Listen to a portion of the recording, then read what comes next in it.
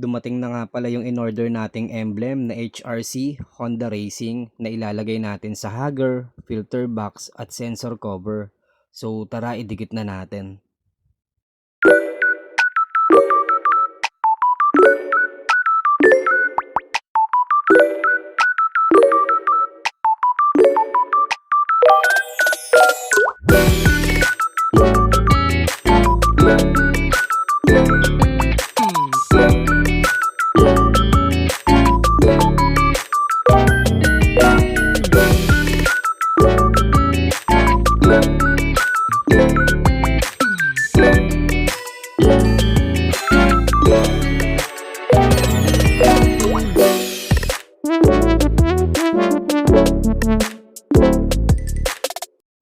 So eto na siya guys.